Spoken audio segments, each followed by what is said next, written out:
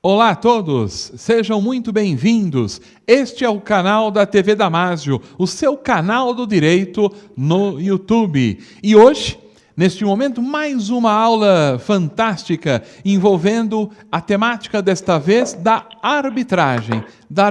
E, para nossa satisfação, para nossa alegria, aqueceu de pronto o nosso convite e eu passo de pronto a palavra para o Dr. Júlio César Konkowski. Olá, Dr. Júlio, suas considerações iniciais, tudo bem? Olá, professor Zaquimi. Olá a todos que nos assistem na TV Damásio.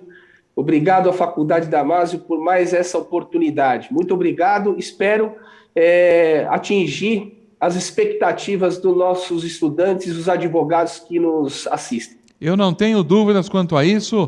Dr. Júlio César Konkowski da Silva já esteve conosco numa outra aula especial, falando sobre as questões iniciais da arbitragem, a questão do conceito, os princípios, as diferenças com mediação, com conciliação, falando também das vantagens da arbitragem, da eficiência, da legislação concernente a esta área que é da arbitragem. Se você não assistiu esta aula, acesse aqui no canal do YouTube, nas aulas especiais, esta aula que também foi proferida pelo nosso palestrante de hoje, Dr. Júlio Konkowski. E hoje o tema, ainda falando de arbitragem, mas o tema aborda, portanto, outras questões voltadas para a arbitragem, que é o mercado de trabalho na advocacia. Olha só que interessante, né? A arbitragem, portanto, né? E este mercado de trabalho na advocacia. A formação aí do próprio árbitro, especialização, as oportunidades, a estruturação, desafios, resultados, tudo isso vai ser tratado agora com o Dr. Júlio César Konkowski na sua aula especial. Dr. Júlio, que é advogado, ele é presidente nacional da Câmara Privada de Arbitragem, também presidente da Escola Superior de Arbitragem, presidente da Comissão de Arbitragem da Subseção de Carapicuíba da OAB de São Paulo, SEO e fundador do Escritório de Advocacia, Grupo KWS Konkowski, e é professor, parecerista e palestrante. Então, temos tranquilidade, porque o tema será amplamente abordado, né, voltado para a arbitragem, o mercado de trabalho aí na advocacia. Mas antes de passar a palavra ao nosso palestrante, me permita dizer uma coisa. Você que está nos assistindo, você que está nos assistindo agora, você já é inscrito no canal da TV Damásio? Não? Então para tudo e se inscreva. Se inscreva agora, inscreva-se no canal da TV Damásio. E não se esqueça também, clica ali no sininho para você ser notificado, ser lembrado de todos os vídeos, todas as aulas. Dá um like também neste vídeo, porque assim propagamos mundialmente isso para todo e qualquer lugar. Isso é muito importante para todos nós. Este é o seu apoio, né? Se inscrevendo no canal, clicando lá no sininho, dando like para nós, isso é muito importante aí para os nossos trabalhos, para fazer chegar cada vez mais para você direito em profundidade, conhecimento, de qualidade, é isso. E eu agradeço, portanto, também você que está nos assistindo, o prestígio desta oportunidade. Quer seja você estudante da graduação aqui do curso de Direito da Faculdade Damásio, ou do curso de pós-graduação, ou estudante de Direito de outras faculdades pelo país, e também advogados e advogadas interessados neste tema de hoje. A arbitragem e o mercado de trabalho na advocacia. Eu não vou falar mais nada e agora eu passo de pronto a palavra ao nosso palestrante para a sua exposição. Dr. Júlio Konkowski, tem a palavra, à vontade. Muito obrigado, professor Alexandre Mendes Zaquimi. Sempre é uma satisfação, uma alegria aceitar o seu convite. E você sabe que eu aceito de pronto. Seu pedido é uma ordem para mim, professor. Bom. E quero agradecer aqui à Faculdade Damásio por mais essa oportunidade, parabenizar a faculdade por trazer temas atualíssimos aqui para a TV Damásio e difundindo conhecimento de qualidade para todo mundo, não é? Então, hoje o nosso nosso papo, a nossa palestra vai estar atrelada entre a arbitragem e o mercado de trabalho na advocacia. Vamos falar da formação, especialização, a oportunidade de mercado, a estruturação do instituto, desafios e os resultados, não é isso? Então, pessoal, quem não assistiu o nosso encontro passado, no dia 16 de abril de 2021, eu sugiro que assista esse encontro, porque lá nós trouxemos conceitos básicos da arbitragem, passamos, obviamente, de uma forma rápida e resumida, desde o artigo 1º até o artigo último da lei da arbitragem, trouxemos conceitos básicos ali, importante para a compreensão desse novo encontro, tá? Então, para aqueles que não assistiram àquele encontro, eu vou passar rapidamente o que é arbitragem para a gente poder mergulhar nos desafios desse tema, tá ok? Então, para aqueles que não sabem ainda, a arbitragem é um método jurisdicional privado de resolver conflitos. Então, o que significa? Jurisdicional porque existe uma pessoa, um terceiro, imparcial, classificado como árbitro, que irá decidir aquele conflito de natureza patrimonial e disponível, né, em termos de definitividade. Então, havendo um conflito privado, né, que envolva direitos patrimoniais e disponíveis, ou seja, transacionáveis, as partes, de comum acordo, elegem um árbitro ou um painel arbitral composto de 3 ou mais árbitros, contanto que seja número ímpar, para não dar empate, e esse árbitro ou esse colegiado, ele proferirá uma decisão sobre aquela questão submetida à arbitragem, perfeito? Então, aí surge a sentença arbitral, que é o resultado de todo o processo arbitral. A sentença arbitral, ela goza de diversos benefícios, né? Ela é um título executivo judicial, isso é importante destacar, nós vamos falar disso mais adiante, mas ficaremos agora com esse conceito importante, porque o próprio artigo 515, inciso 7º do Código de Processo Civil, estabelece lá no seu rol taxativo os títulos executivos judiciais. E o primeiro é a sentença judicial, por excelência, e lá no inciso 7º, arrola a sentença arbitral. Então, a sentença arbitral ela não é equiparada a uma sentença, um título judicial. Ela é um título judicial por força de lei, perfeito? Isso é muito importante, grave esse conceito, que nós vamos explorar isso com maior profundidade ainda nesse encontro, já já. Então, essa sentença produzida por um árbitro cria efeitos imediatos. E o melhor de tudo isso é que a sentença arbitral é irrecorrível. Ela é irrecorrível, não cabe recurso contra a sentença arbitral. Vai acontecer de comportar pedidos de esclarecimentos, como se fossem os embargos de declaração, né? Mas recurso para uma instância superior não existe. A arbitragem é um instituto de instância única, em que o árbitro ou o colegiado, quando profere uma sentença arbitral, ela já surte os seus efeitos imediatos. Isso é muito importante e isso é uma nota distintiva da arbitragem, que vai classificar a arbitragem como um instituto muito aceito, muito importante na resolução de conflitos privados.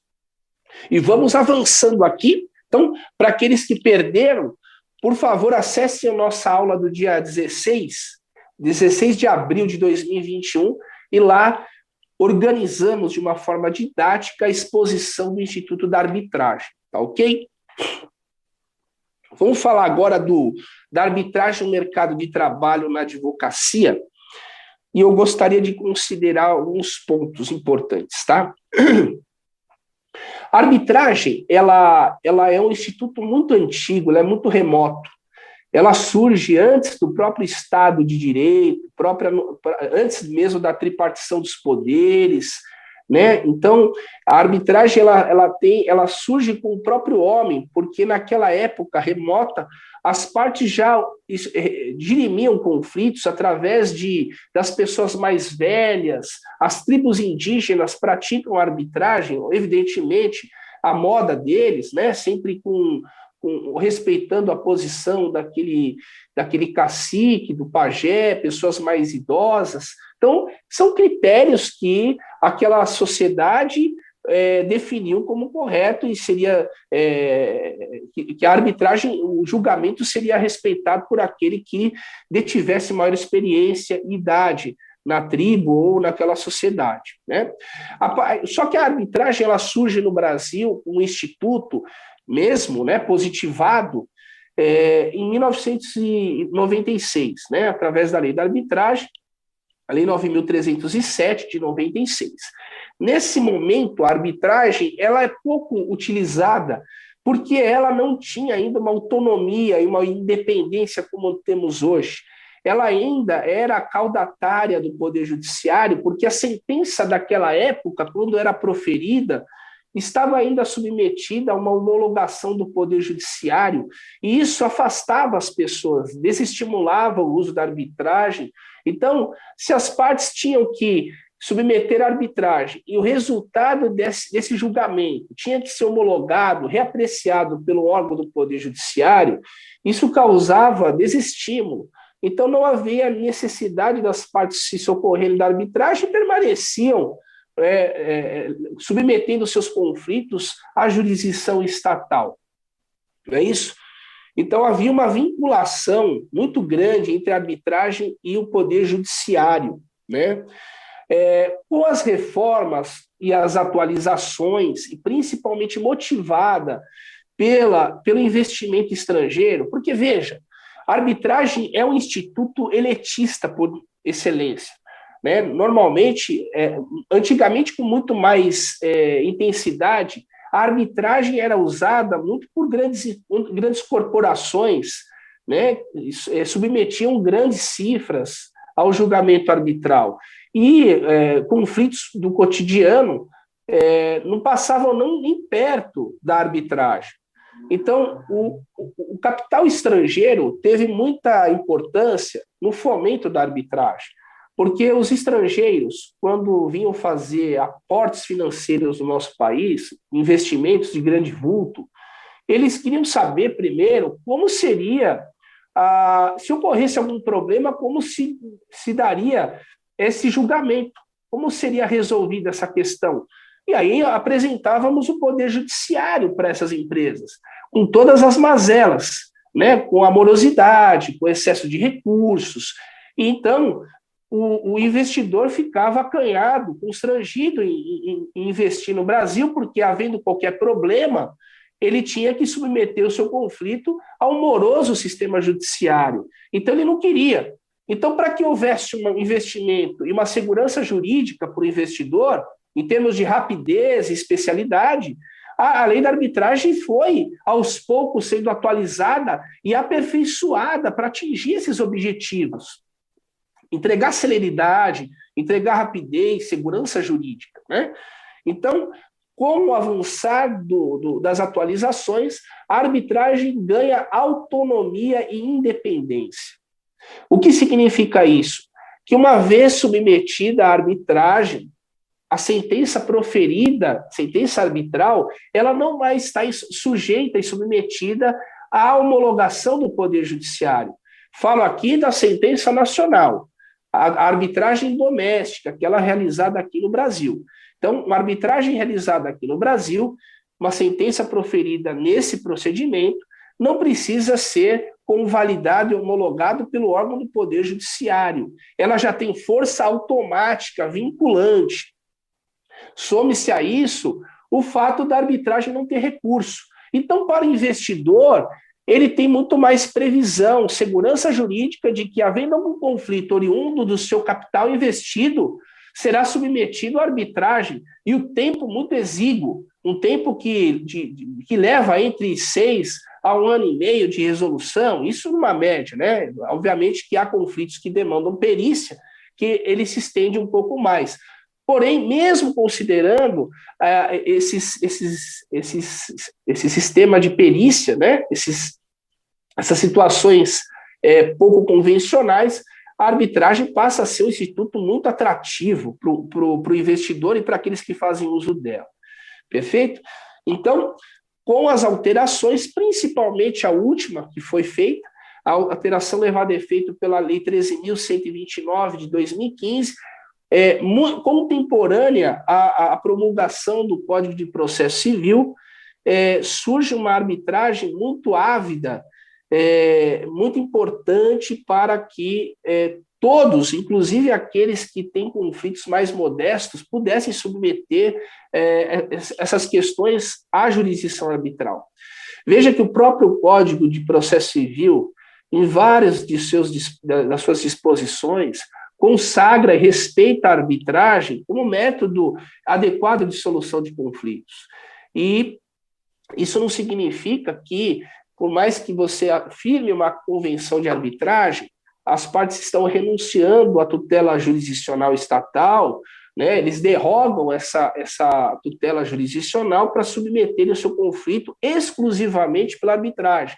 Veja que essa convenção de arbitragem ela tem tanto poder, inclusive, de obrigar as partes, uma vez firmada, a submeterem os seus conflitos à arbitragem. Então, as partes que firmam a convenção, seja cláusula arbitral ou compromisso arbitral, elas estão dizendo que elas se comprometem, se obrigam a não acionarem o Poder Judiciário e se obrigam a levarem os seus conflitos do contrato com cláusula arbitral à arbitragem, perfeito? Então, isso é muito importante. Essa independência trouxe segurança jurídica, porque antigamente a convenção de arbitragem, ela, quando era descumprida, ela se transformava numa ação de obrigação de fazer e dessa obrigação de fazer resultava indenização por perdas e danos.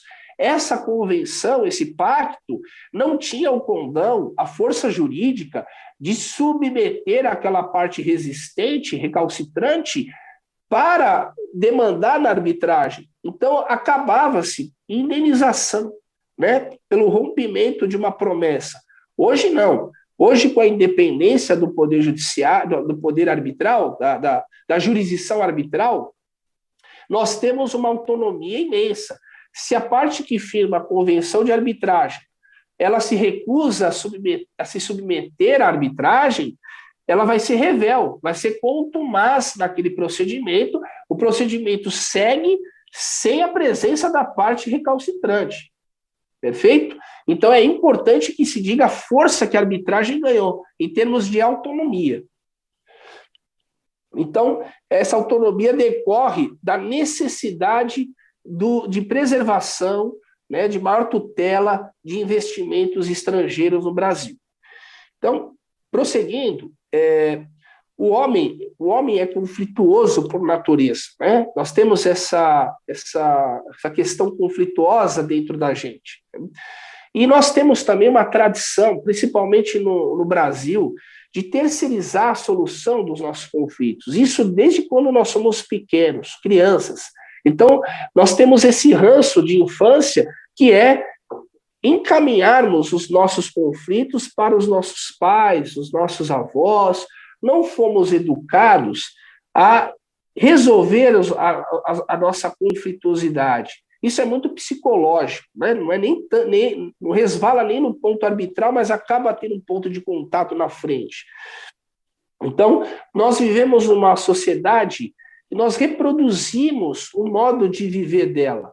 E o modo de viver dessa sociedade foi justamente reproduzir, terceirizar e judicializar todo e qualquer conflito que nós temos, né? Somos um país que judicializa muito, né? Estamos no ranking dos países que mais judicializa. Isso é um sintoma, um péssimo sintoma, né?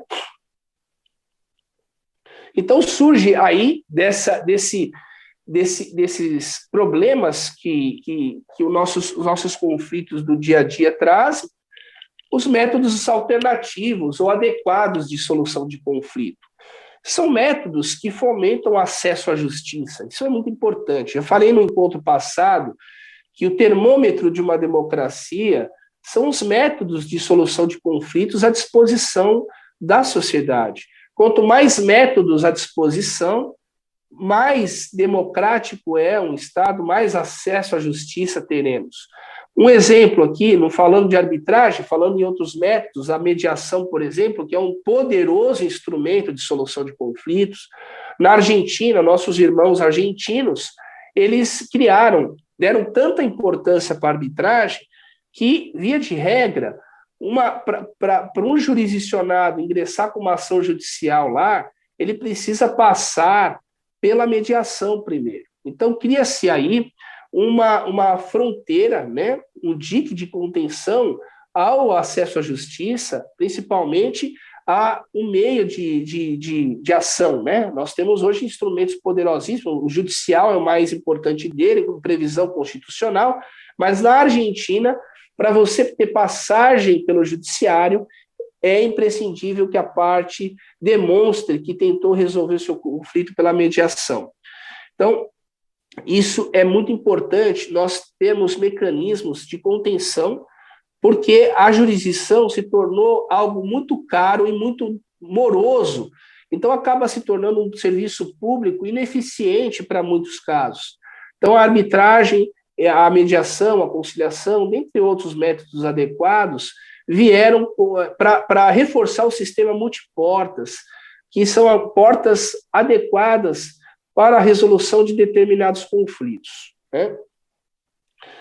Então, esse acesso, né, esse incremento do sistema multiportas passa pela arbitragem, passa pela mediação e conciliação. Agora, vamos falar entrar num tema principal, que é a relação do mercado de trabalho da arbitragem com a advocacia. Né? Posso assegurar para os senhores, como presidente de Câmara de Arbitragem, que o Instituto da Arbitragem nunca foi tão utilizado como hoje. Né? Atualmente, com a pandemia, principalmente, a arbitragem e outros métodos estão sendo utilizados em larga escala. E com a introdução da tecnologia, das plataformas digitais, houve uma facilitação do acesso às partes em resolverem os seus conflitos de uma forma muito ágil, muito rápida e muito simples. Veja, eu falei simples, não falei simplista. Então, simples porque qualquer pessoa pode participar, é um sistema muito democrático e muito eficiente. Né? Nós temos aqui, pela nossa experiência, as sessões, as sentenças arbitrais, elas costumam ser, a maioria delas, homologatórias de acordo. Então, as partes inauguram, instauram um procedimento arbitral e o árbitro, na sessão conciliatória, acaba conseguindo restaurar esse vínculo rompido e formatar um acordo, e esse acordo é submetido à homologação pelo árbitro. Isso é muito importante, abrevia muito o procedimento, e o melhor, as próprias partes resolvem o conflito. Veja que quando nós delegamos a decisão para um terceiro, seja no processo judicial, seja na arbitragem, isso significa, no meu ponto de vista, que as partes fracassaram. Fracassaram porque não foram capazes de, por si só, resolverem os seus conflitos. Tiveram que ter a participação de um terceiro imparcial que sequer conhecia os problemas daquele contrato, daquela relação, não conheciam os detalhes, não conheciam as partes, porém ele é obrigado a proferir uma decisão. Então veja que quando nós delegamos a decisão para um terceiro, significa que as partes fracassaram na sua comunicação. Então muito melhor é que as partes resolvam elas mesmas o seu conflito e encaminhem o seu resultado para a homologação de um árbitro. Perfeito? Então, o que nós percebemos houve um aumento da pandemia, né, e um aumento também da arbitragem. quanto maior foi a pandemia, maior foi a utilização da arbitragem de outros métodos. Nós sentimos isso na Câmara, tanto é que a nossa Câmara, nós criamos, estamos com 5 sucursais, uma em Minas Gerais, uma Presidente Prudente, Praia Grande, Diadema, e temos uma recém-inaugurada na Itália, em Treviglio, lá na Itália, para ampliar a arbitragem internacional. Veja que a arbitragem é, de fato, um instituto muito eficiente, né? E você que é advogado, estudante, presta atenção nesse instituto, que ele é imprescindível. Hoje não tem como o advogado iniciar a sua atividade sem conhecer os meandros da arbitragem. Esse método de solução de conflitos deve integrar a atividade do advogado. Não dá para advogar mais sem conhecer métodos alternativos. É questão de eficiência. Hoje o mercado ele está inflado com profissionais e vão se destacar aqueles que tiverem soluções mais criativas aos seus clientes, aqueles que oferecerem maior segurança jurídica aos seus clientes. E não há como você falar de segurança jurídica sem mencionar a arbitragem. Hoje a arbitragem é um ramo altamente seguro e eficiente. E vamos dizer aqui que a arbitragem pode ser usada, inclusive, em vários setores. É mais fácil falar o que a arbitragem não pode. A arbitragem não pode para questões que envolvam direitos indisponíveis, bens de incapazes, né? Direito penal, isso está fora da arbitragem. Mas a maioria dos conflitos podem ser submetidos à arbitragem. E às vezes não são por desconhecimento. Então é isso que é importante no advogado. O advogado deve pesquisar, deve se especializar, integrar a arbitragem dentro do seu cotidiano e oferecer ao seu cliente a melhor alternativa dentre as existentes para o problema dele. Então, a arbitragem para o advogado no mercado de trabalho pressupõe aprimoramento, estudo. O que eu percebo é que muitas vezes o advogado acaba desestimulando a arbitragem naqueles conflitos em que seria adequado a arbitragem. Por questão de desconhecimento, muitas vezes, a gente tende a repulsar aquela novidade. E aí residiria uma alternativa eficiente para o advogado encaminhar um conflito para o seu cliente. Perfeito? Então, eu vejo que a arbitragem deve ser fomentada e integrar a atividade do advogado. Muitas vezes, para ter uma ideia, fazendo um parênteses aqui, num procedimento arbitral, você se depara com alguns colegas que vão participar do procedimento com um código de processo civil embaixo do braço. Na arbitragem não funciona dessa forma.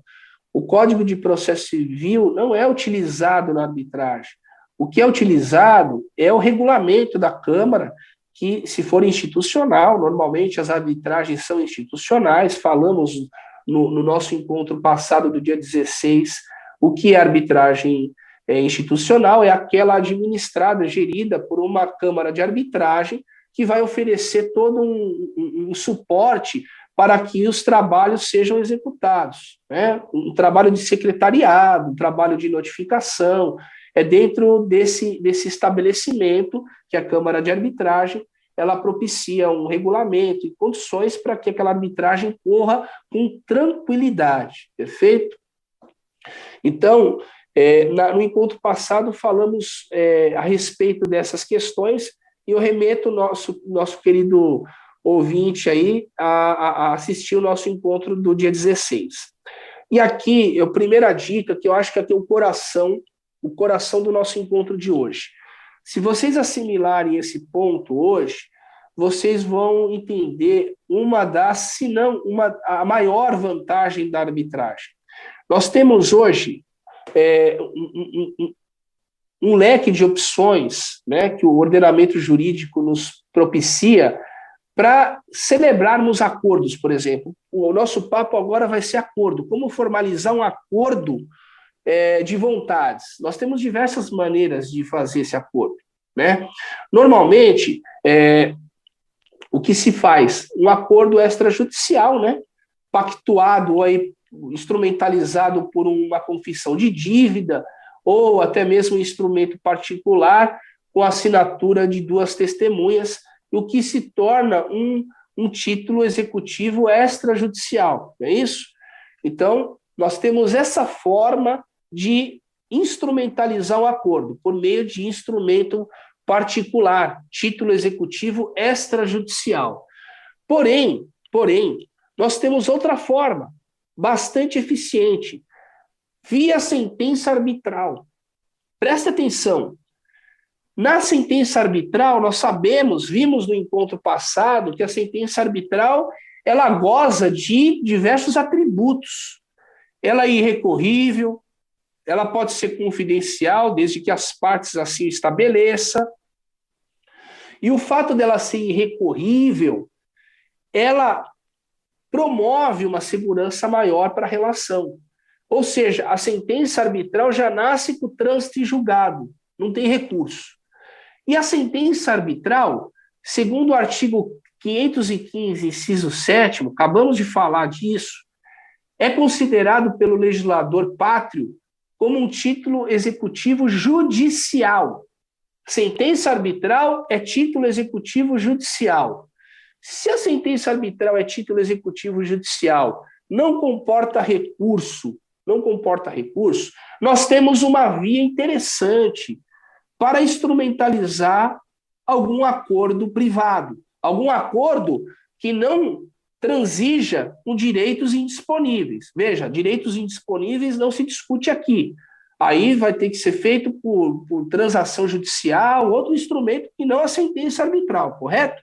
Mas sabendo que a maioria das composições são feitas via sentença arbitral, são feitas com base em direitos patrimoniais e disponíveis, nós temos duas opções. Ou firmarmos um compromisso, uma sentença arbitral, ou redigirmos um documento particular, seja uma confissão de dívida ou um instrumento particular assinado por duas testemunhas. Aqui nós vamos falar de proteção de crédito. Qual que é o melhor instrumento para proteger o crédito? Essa é a ideia que vocês vão ter agora. Quando fala de proteção do crédito, nós falamos como esse crédito poderia ser desfeito. Se nós firmarmos um acordo, uma transação, baseada em um documento particular, uma confissão de dívida ou um instrumento particular assinado por duas testemunhas, nós temos um título executivo extrajudicial. O título executivo extrajudicial, ele pode ser impugnado por embargos do devedor, perfeito? O embargos do devedor visa atacar a execução fundada em título executivo extrajudicial. E o legislador, sabiamente, entendeu o seguinte: ora, esse título extrajudicial, ele foi formado sem o devido processo legal, sem as garantias do devido processo legal. E por essa razão, eu outorgo ao devedor a possibilidade de discutir nos seus embargos à execução qualquer matéria de defesa possível e aquela semelhante que seria possível dentro de um processo judicial de conhecimento. Então, o devedor, através dos embargos à execução, pode questionar aquele título extrajudicial com toda a matéria de defesa possível, semelhante àquela que ele poderia lançar mão no processo de conhecimento. Veja que a defesa do devedor nos embargos é amplíssima.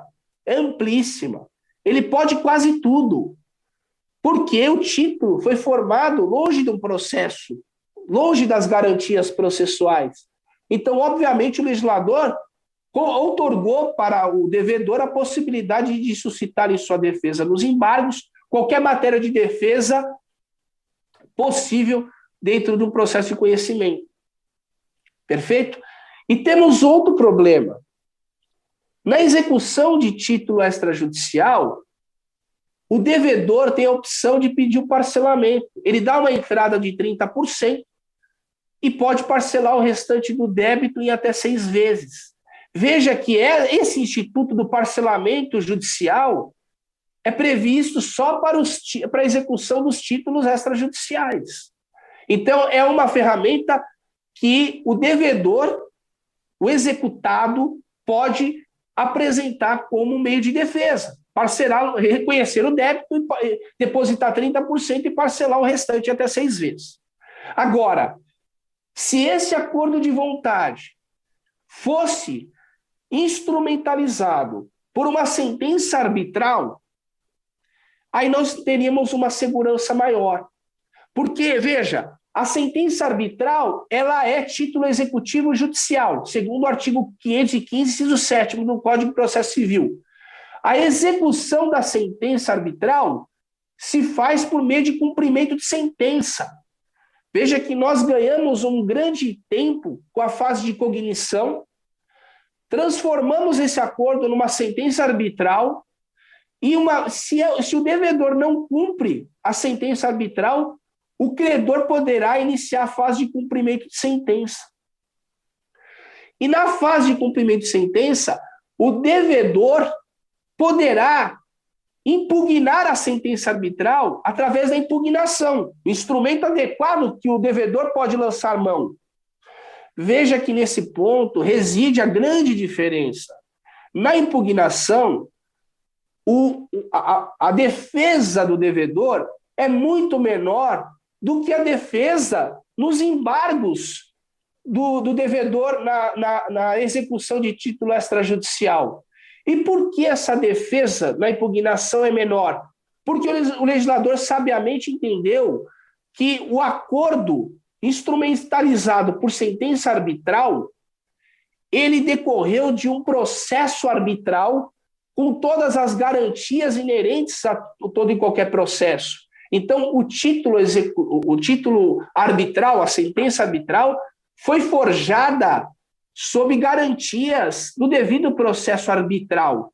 Não é legal, porque se trata de um processo arbitral, então vamos adequar a nomenclatura para o devido processo arbitral.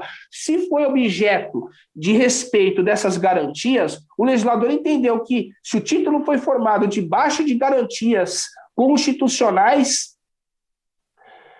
a defesa do devedor na impugnação será menor. E por ser menor, você está dizendo que o título está menos exposto, menos vulnerável à atuação do devedor através da impugnação. E daí já nasce por si só a grande vantagem da sentença arbitral em relação aos outros instrumentos extrajudiciais. Então, veja, olha só onde o advogado deve imaginar, deve passar em termos estratégicos. O advogado, ele quer proteger o crédito do seu cliente. Qual que é o melhor instrumento a ser utilizado? Na minha modesta opinião, tem que ser sentença arbitral. Primeira leitura que o advogado tem que fazer, essa discussão, ela envolve direitos patrimoniais e disponíveis? Se a resposta for verdadeira, positiva, então aconselha-se que esse crédito seja instrumentalizado por sentença arbitral e não por título executivo extrajudicial, por confissão de dívida ou título particular com duas testemunhas. E outro ponto importante, no cumprimento de sentença, o devedor não tem a prerrogativa de requerer o parcelamento judicial, porque o parcelamento é típico, é exclusivo da execução por título executivo extrajudicial. Então, já aí nasce outro motivo para estimular a instrumentalização de qualquer acordo por meio de sentença arbitral. E vou mais, a base legal para instrumentalizar uma sentença arbitral homologatória está lá no artigo 28 da Lei da Arbitragem. Veja que o artigo 28 estabelece que as partes poderão convencionar o acordo e submeter esse acordo à homologação do árbitro. Veja que, em termos estratégicos, aquele que instrumentaliza o acordo por sentença arbitral está protegendo mais o crédito do seu cliente. Qualquer inadimplemento dessa obrigação corporificada na sentença arbitral será submetida a cumprimento de sentença. Olha que maravilha. Vocês pegando essa ideia, já me dou por satisfeito, porque isso é avanço, isso é atualização. O advogado não pode ficar mais refém de métodos extrajudiciais de pouca credibilidade. O documento particular ele tem a sua validade jurídica, mas ela é relativa. Ela é muito menor do que uma validade de uma sentença arbitral, que goza de status de sentença judicial. Né? É um título executivo judicial, diferente de uma confissão de dívida ou de um contrato. Enfim, o que eu quero dizer é que o advogado não pode hoje atuar sem conhecer a arbitragem, a importância prática da arbitragem. Então, nós, através desses encontros, a Faculdade Damásio está de parabéns, o professor Zacchini está de parabéns, porque o professor Zacchini traz novidades. Isso é muito bacana. Esses vídeos que nós estamos trabalhando, essas aulas especiais, são novidades que vão trazendo e enriquecendo a nossa atividade. Né? E no campo da arbitragem, você que vai instrumentalizar um acordo, você tem duas opções, mas dentre as duas opções, a sentença arbitral, sem sombra de dúvida, goza de maior segurança jurídica. Ok? Então, vamos prosseguindo aqui com a sentença arbitral. Por que ela seria um instrumento mais poderoso do que um acordo celebrado por instrumento particular? Primeiro, porque ele é irrecorrível. Ela já nasce com o trânsito julgado. Ela já nasce apta a surtir os seus efeitos. Não tem essa de efeito suspensivo, nada disso. A sentença já nasce e já produz seus efeitos. Isso é maravilhoso. Outro ponto, ela pode ser confidencial. As partes podem falar o seguinte, olha, esses pontos aqui que nós estamos traçando no nosso acordo envolvem questões sensíveis de uma empresa, questões relativas à propriedade intelectual, a sigilos que devem ser resguardados por uma empresa, que, se expostos, podem levar a empresa a bancarrotas, podem fomentar concorrência, tudo isso. Então, na sentença arbitral, as partes podem eleger a confidencialidade. E aí, elegendo a confidencialidade, havendo descumprimento desse acordo materializado por sentença arbitral, a parte exequente vai ingressar com o cumprimento de sentença e o cumprimento de sentença vai seguir também de uma forma sigilosa, confidencial, porque as partes assim o quiseram. Olha só que interessante. A arbitragem ela tem uma grande característica que é obediência estrita à autonomia privada. As partes podem quase tudo na arbitragem. E por poderem quase tudo, né, elas têm o poder de decidir se o procedimento vai ser confidencial ou não. E se o procedimento foi confidencial, o cumprimento de sentença também será. Isso é muito importante. Outro ponto, defesa limitada, como nós dissemos, do devedor. No cumprimento de sentença, precisamente na impugnação ao cumprimento de sentença, a defesa do devedor é menor, tendo em vista que o título da sentença arbitral foi formado em obediência ao devido processo arbitral, com todas as garantias aí inerentes. Né? E outro ponto é a não previsão de parcelamento judicial do débito pelo devedor. Então, um dos elementos, uma das vantagens aqui, por si só, já bastaria para nós elegermos a sentença arbitral como o documento mais apto, mais idôneo, mais seguro para formar o título judicial. Perfeito? Então, nós temos aí maior proteção do crédito através da sentença arbitral. Vamos trabalhar também agora sobre a advocacia na arbitragem 2 pontos que eu gostaria de trabalhar com vocês. Uma crítica veemente à lei da arbitragem, que eu vou trazer agora, porque na arbitragem, a figura do advogado, nós que somos tão essenciais à administração da justiça, isso quem diz não sou eu, é artigo lá 134 da Constituição, que nós somos iguais, né, ao magistrado, ao Ministério Público, a advocacia estão no pé de igualdade, a Defensoria Pública. Porém, a lei da arbitragem pecou nesse ponto, porque lá no artigo 21, parágrafo 3º da lei da arbitragem, a lei 9.307 de 96, ela diz o seguinte, que a arbitragem, que o advogado é facultativo na arbitragem.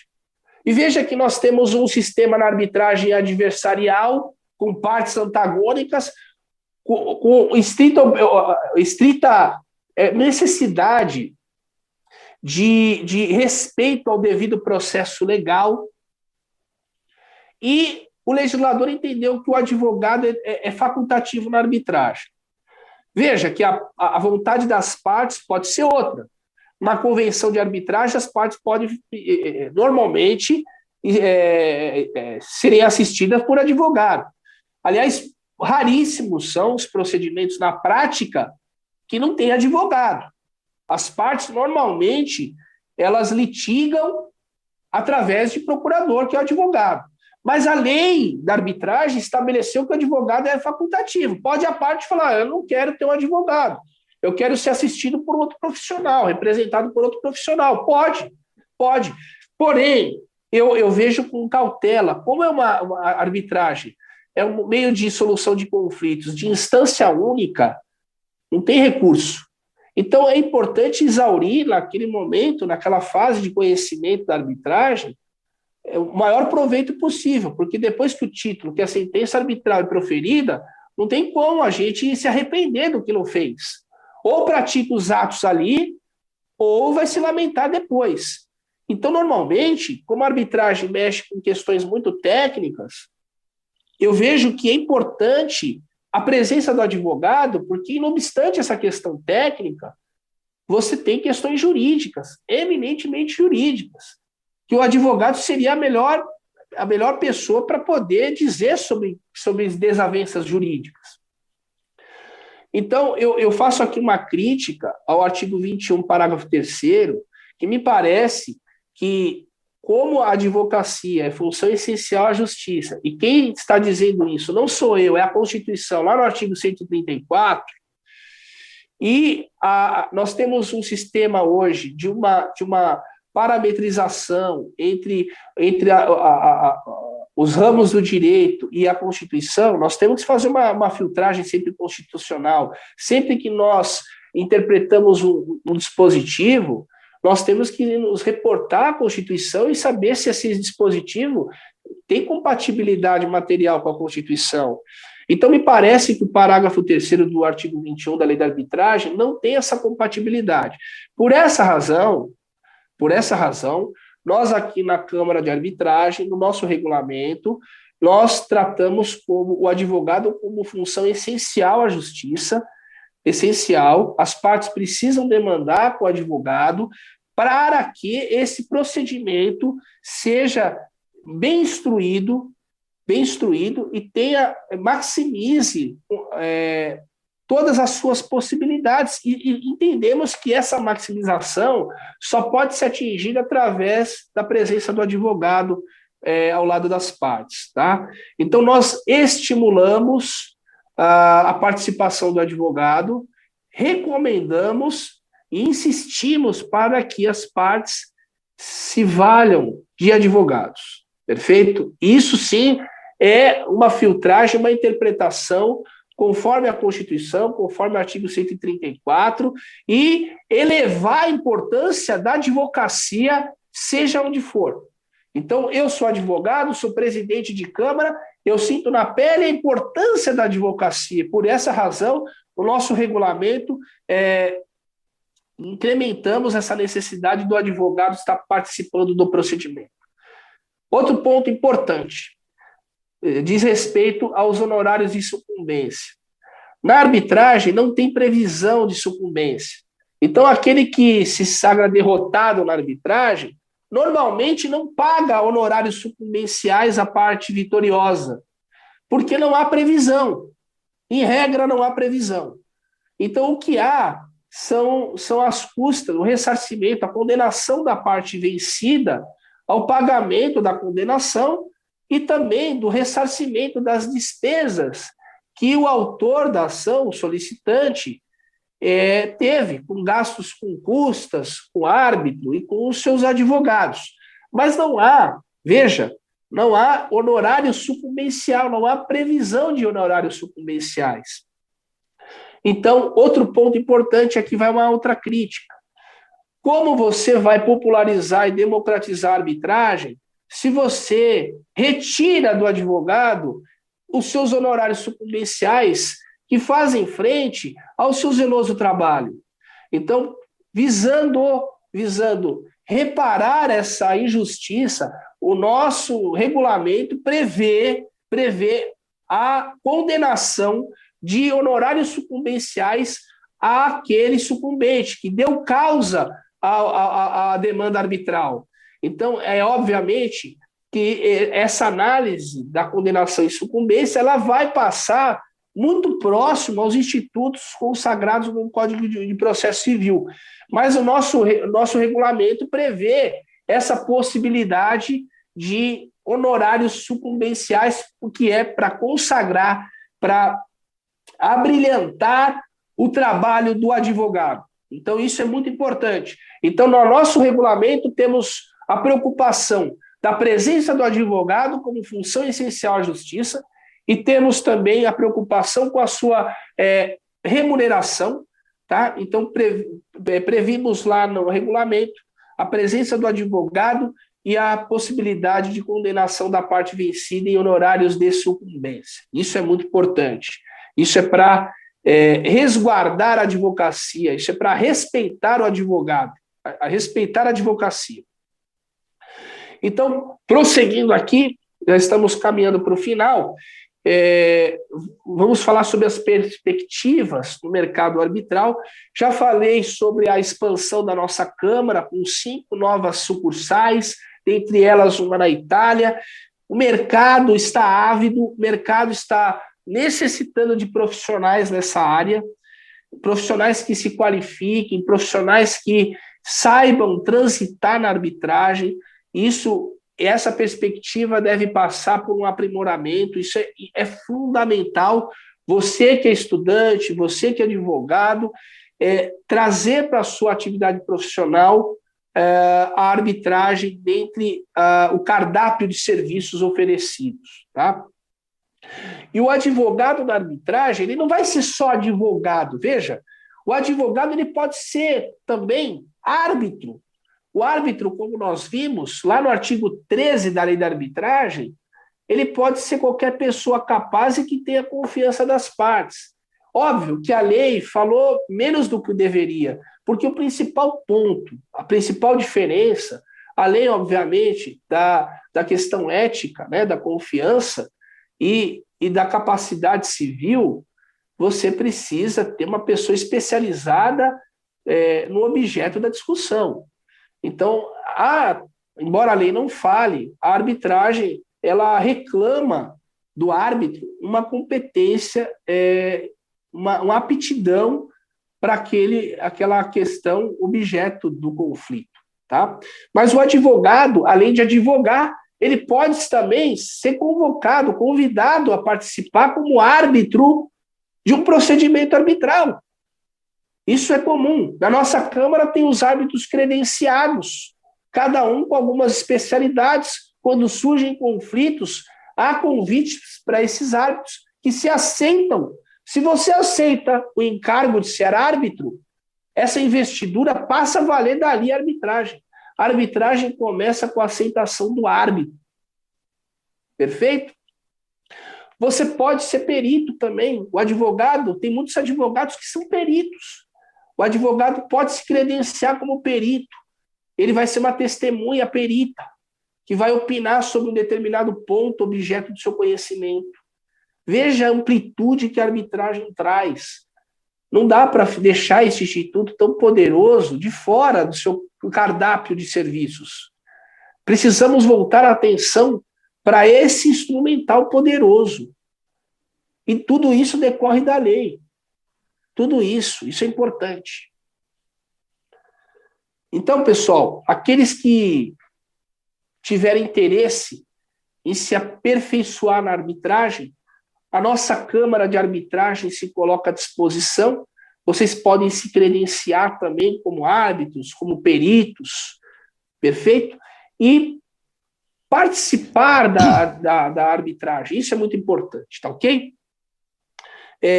Então, vamos chegando ao final. Professor, não quero me alongar, eu acho que os principais pontos eu expus aqui.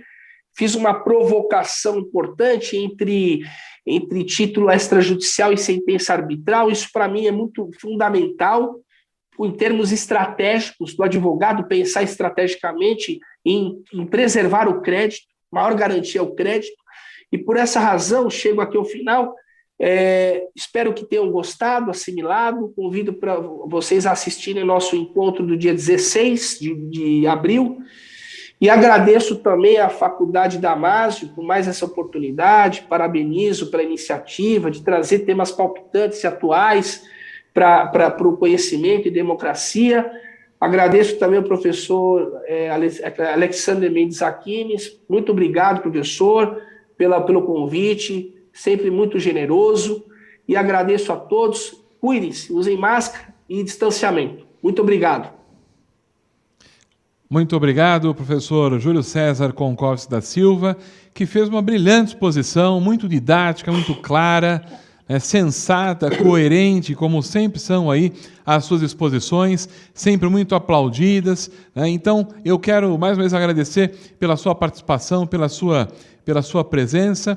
É uma alegria aqui no canal da TV Damásio, pelo YouTube, trazermos o direito, portanto, em profundidade, o direito para todo aquele que acesse este canal. Já falei, quer seja, portanto, o nosso aluno aqui da graduação, como os alunos da pós-graduação, alunos de outras faculdades, muitos têm acessado também o canal da TV Damásio e aproveitado todas estas aulas especiais que estão aí à disposição, gratuitamente, para todos. Então, meu agradecimento primeiro ao nosso palestrante de hoje, Dr. Júlio César Concovos da Silva. Agradeço também a você que está nos assistindo, que está nos vendo aqui pelo canal. Não esqueçam, curtam aqui a aula de hoje, dê um like na aula de hoje, inscreva-se no canal, inscreva-se. Clica no sininho para você ser avisado, ser notificado de todas as demais apresentações aí do canal. Dr. Júlio Concovos, que eu passo para suas considerações finais, em seguida eu encerro aqui o nosso encontro.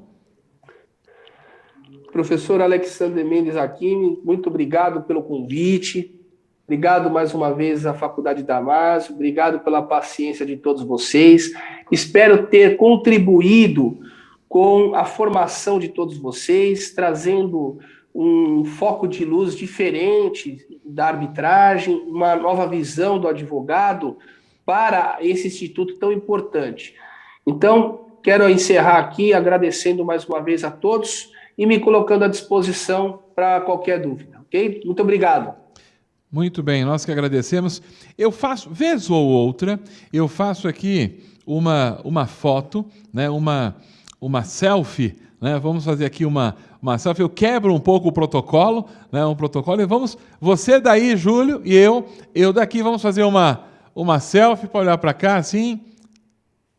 Muito bem. Depois eu encaminho para você, encaminho por WhatsApp, vou postar lá nas redes sociais, eu marco todo mundo lá nas redes sociais, eu te marco também depois, eu fiz aqui algumas fotos para registrar esse momento, vai registrar, portanto, né, esta sua aula, esta sua palestra. Eu sei que você só não está aqui conosco, aqui ao lado, em razão deste momento diferente que estamos vivendo, que é um momento ainda, né, um momento de pandemia.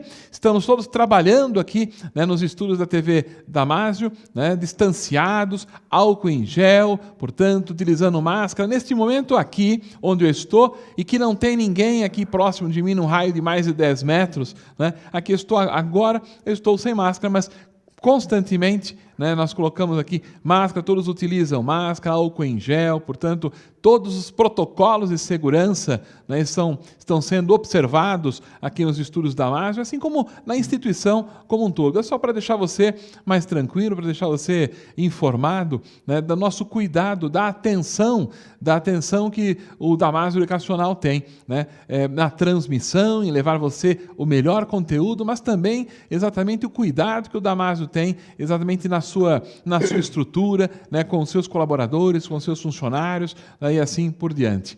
Então, e eu quero também não podia deixar de agradecer os nossos colaboradores dos estúdios Damásio que estão conosco, sempre muito atentos, sempre muito solícitos, né? Uma equipe exemplar, uma equipe fantástica, para poder levar até você que está nos assistindo a melhor transmissão, melhor imagem, melhor som, né? Tudo isso para você, feito para você. Então, os nossos colaboradores aqui, os funcionários do Damásio Educacional, aqui nos estúdios, né, estão aí de parabéns. Eu sempre reitero, sempre falo, porque esses agradecimentos também são muito importantes. Ok? Muito obrigado a todos vocês que nos assistiram. Vamos ficando por aqui e não percam, né? Naveguem pelo canal do YouTube da TV Damásio, verifiquem as aulas especiais, tem muito material, tem muitas aulas lá para você e eu tenho certeza que lá possuem inúmeras aulas do seu total interesse. Um grande abraço e até a próxima oportunidade. Até mais!